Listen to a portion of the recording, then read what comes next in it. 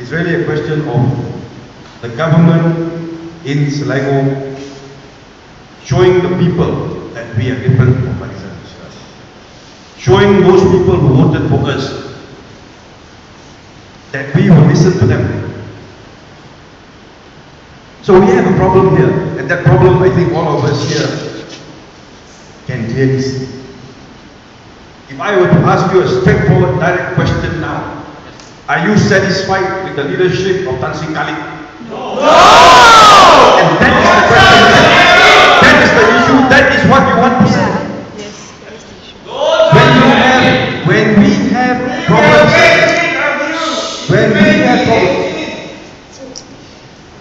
you don't need a Menteri Besar. You don't need a Menteri Besar who says to the people, I will promise to abolish toll only federal level, not state. So it's okay, never mind, I just give up. You give in without even a fight. You don't want to listen to your people. When your people ask you for a meeting, what do you say? I'm not a politician, I'm a professional. I'm the politician. So, we as members of parliament, we as state assemblymen, we must take responsibility. When I hear and I see what has happened in this issue, and of course there are many other issues I think we can talk about as well, but let us restrict it to this. Now I think it's a question which relates solely to how it is Tan Sri Khalid Ibrahim as Menteri Besar has dealt with this issue. Yes. And I think if he does not change the way he behaves, his style, I think we in Pakatan Rakyat will lose in Selangor in the next elections.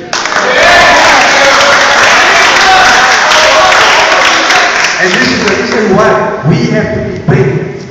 All MPs, aduns in Pakatan Rakyat. The reason why we are different is because if our leaders do not do it right, then we will stand up and tell them that you're not doing it right. Listen to the people and get it right. And I think that is what the people want to see. Yes. So, no difficulty about it.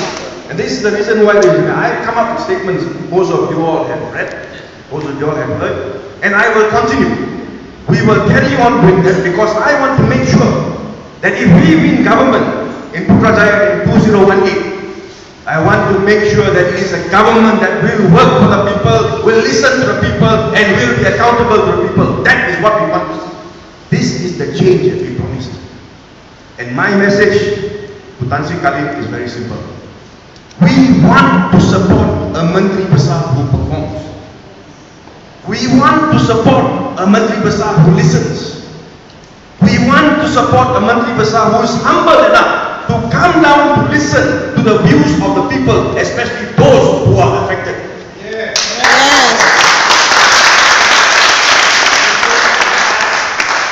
Now, whether or not he is that Menteri Besar, I want him to think carefully and answer. And I think most of you all here already have those answers, that answer in your mind. So ladies and gentlemen, rest assured, the fight against Kidex, I stand firm behind you. We will carry on the fight.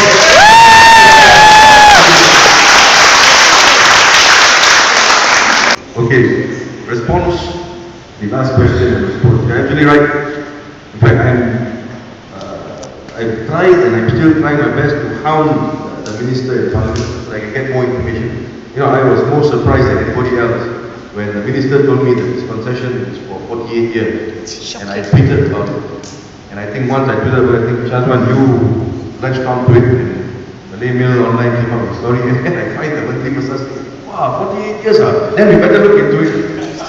We don't even know it's 48 years. You know, these are the problems. And I think this is why I said, and I came up with a very strong statement to say to the Menteri Besar, look, you've got to meet the residents, one. But you've also got to meet your ADU and your MPs. Yes. So that you can discuss it with them before you ask us to go for a meeting with Kidex. What's the point of us going for a meeting with Kidex if we don't know what the position of the state is? So I think it all comes back to that, as I said earlier. It really comes back to governance, it really comes back to how it is the Selangor government is handling the problem. And I think ultimately at the end of the day, it is a federal project. I know, we know that. But that does not mean that Tan Sri Khalid can just come up with answers which are absolutely unacceptable and expect the people to take it. That doesn't mean that he just says, okay, I'm going to give up without a fight. Doesn't matter what my people think, my rakyat think. We voted the government, we voted for change, we want to see them put up a fight. Simple as that. It doesn't matter if you lose at the end of the day. But show. And I think as YB Siva has said, and I think I completely agree with him, this is perhaps one of those times, this is one of those occasions where the Selangor state government can use this as a platform to explain to people why is it they are against toll? Why is it the state should actually start looking for other alternative measures of transport? As you rightly say, you don't want to have a road coming up right in the middle of PJ because that particular space can be used for other alternative modes of transport. I agree. We are not against measures taken to improve transport. We all know Selangor major problems. Come to Puchong, you want to talk about traffic jams. I mean, Puchong is known for traffic jams. On a Friday, you leave PJ at 5 o'clock, you reach Puchong at 7:30. I mean, that kind of ridiculous jams, yes. So one of the main things that even I am looking at, how it is you improve, how it is you solve this problem, because this is what we promise the people. Election time, you go on stage, you make all sorts of promises. After that, when you're voted in, you forget. Cannot. Because these are the promises that made people elect you in. So you must keep your promises. And that is how it is. I mean, I'm built that way. And I'm not going to change. As far as I'm concerned, I think we all must speak up. We must tell our government, this is why we voted for you, and this is what we expect you to do. So ladies and gentlemen, we come back again in answer to your question. Yes, at state level, I have been very clear. I still think that the Menteri Besar should sit down with the MPs and ADUs. I've discussed this with all the MPs and ADUs here. I think all of us share the same view. I think there must be more transparency as to what is going on. We need to know how much information he has. We need to see this information. We need to be more appraised. So when we meet people like you, we can actually tell you before you tell me. I understand. I understand when this kind of thing happens. Right? But that is at state level. Let us not forget that this is also a federal project. And this is the reason why in Parliament, as far as I'm concerned, I will push on. I will keep questioning. I will keep asking, especially written questions, so they get written answers that I can actually send out to everybody. To find out exactly what it is the government is doing. Yes, they said that it is subject to this and subject to that. But that's the point, isn't it? You give a general answer and you say it's subject to this. It's subject to residents saying, okay, what does that mean? It's subject to this test. What does that mean? So at this point of time, the question which arises again is this. So then why did Pakatan go and give this preliminary approval? I asked that question. And the answer given was that normally they give this preliminary approval so that the concessionaire, like Kidex here, then they actually sign the agreement so they can start the process of consultation and so forth. So that is the answer that was given. But of course, at the end of the day, we ask people whether anybody has been consulted, everybody says, we don't even know what's going on. Alright, so let us come back to what is important.